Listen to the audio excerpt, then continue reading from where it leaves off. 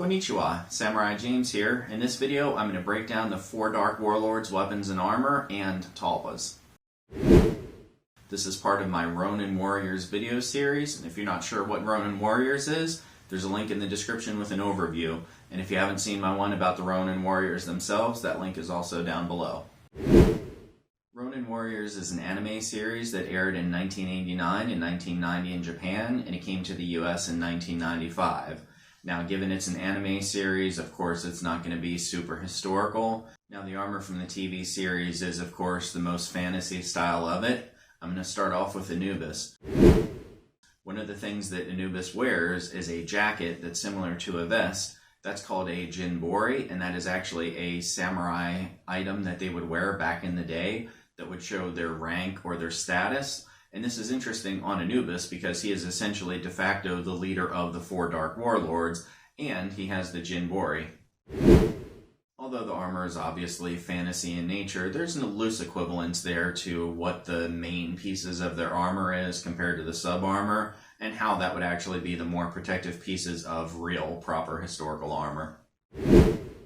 Now, as far as weapons, for Anubis, in one of the early episodes, he's actually using a Yari spear, similar to this, but with extra blades on it. That's called a Jumanji Yari, and is a historical weapon. He's using this when he's fighting Ryo in the volcano.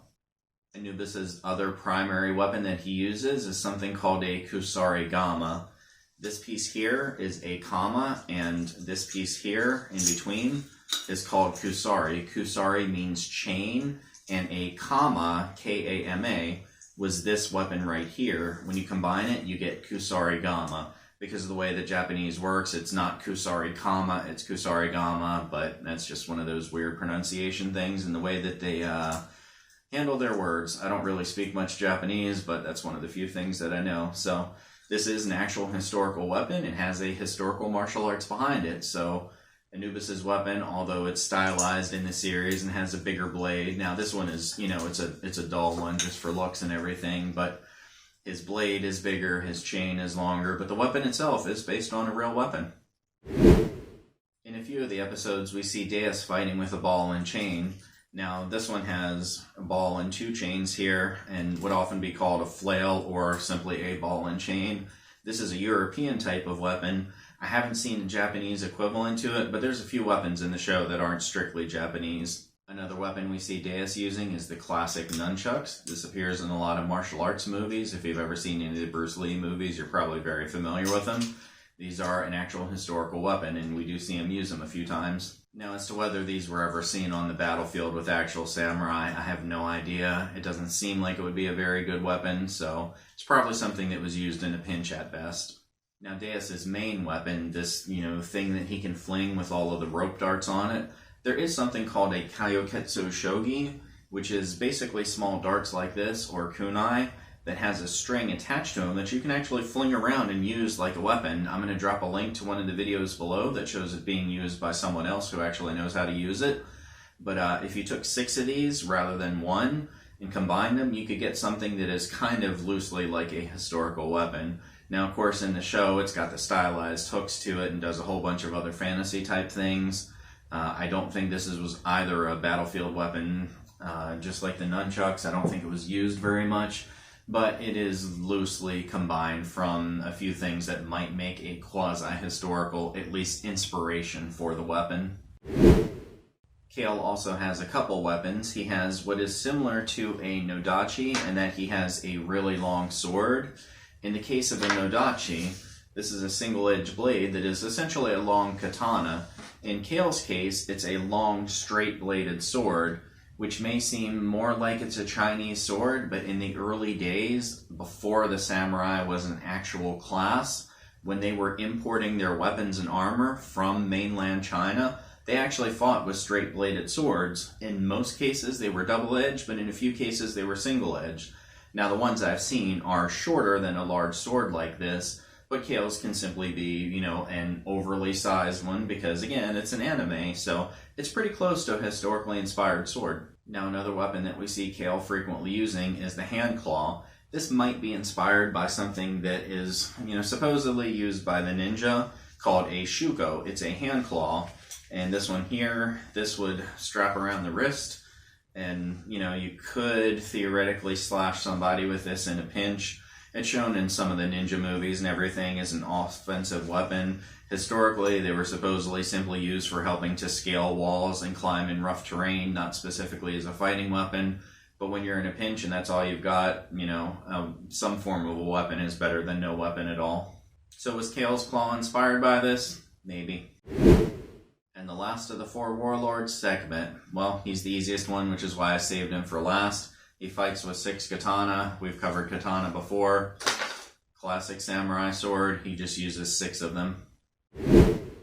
Talpa's armor is definitely a fantasy armor. The swords behind his back, they go out in sort of a fan, might be inspired by Toyotomi Hideyoshi, who had a similar sort of appearance behind his armor.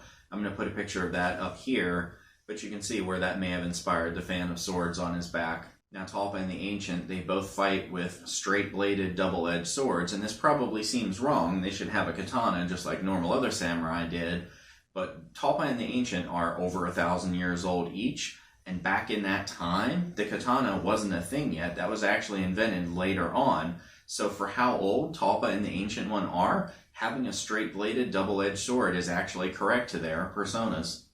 Okay, let's take a look at these illustrations from the book Memorial. They're actually pretty close to historical armor. For Anubis, this is very nicely done. We don't see the mail on the sleeves that we would in a normal samurai armor, but that's often omitted in drawings because it's just very tedious to be drawing that much. The plate pieces are pretty close to what we'd see on a real suit of armor for the samurai. The coat that he wears is called a jinbori, and that's correct for a higher ranking samurai, and since he was the leader of the 4 Dark Warlords, that makes sense. And we can see that he's even got shoulder armor sticking out above his arms coming out of the jinbori. That's actually possible and was done historically with the samurai. They would have the small shoulder armor like that and wear their jinbori over top of it.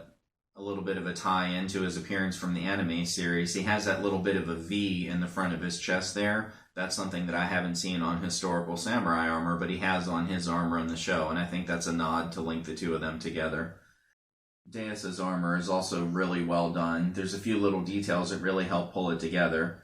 There's 2 different types of protective plates over the straps on the top of the breastplate, and those are spot on. The breastplate is showing the horizontal pieces of steel, and that's accurate for what later period samurai armor began to look like. The large lace shoulders are also accurate. That's reminiscent of the earlier style armor, but there was a bit of a revival of it back in the later period of the samurai where they wore those 2 types of armor together. In one of the neat little details here, you can see different types of lacing going up and down the sides of the armor skirt and everything. These little trim type lacings are actually correct and accurate to the way that historical samurai armor was laced. These were often a different contrasting color, and they were done just like this on the borders. Now, of course, the purple color matches the armor color that he had in the series, but he's also got his trademark eye patch here. This second image also looks really good too. Cale's armor looks pretty accurate. He's got the larger shoulders, he's got the proper pieces of armor, although the body armor is a little bit hard to make out since it's so dark here, but you can see he's got the thigh armor, he's wearing the proper split-toed shoes there, the waraji, the straw sandals, with the tabai socks. Now for Sekhmet, there's a little bit of mix and match on the styles here with the helmet and the body armor. The body armor has a lot of lacing to it, which is the odoshi, and that's common in the earlier styles or in the later periods for the retro type of styles. Now the small ear flaps on his helmet were common in the later period armors, so there's a little bit of a mix and match here. Those are both historical types of armors and styles of armors for samurai, but they weren't really worn in tandem in this style all that often. Now if you notice his shoulders, his elbows, on his arm there, his armor looks like it scales. I think this is the little subtle nod to him being the warlord of Venom in the TV series, and Venom and Snake of course go hand in hand. This might seem to be a little bit inaccurate, but there are historical types of samurai armor that have scales to them, and I'm going to show a little picture of it here as well. Alright, so that wraps up the analysis of the 4 Dark Warlords in Talpa. If you haven't seen my part for the Ronin Warriors themselves, there's a link to that one down below. I've also got a link to the next video in this series, which is covering the events that happen in the TV series and things that they may have been nods to historically. As always, this is Samurai James saying thanks for watching and sayonara.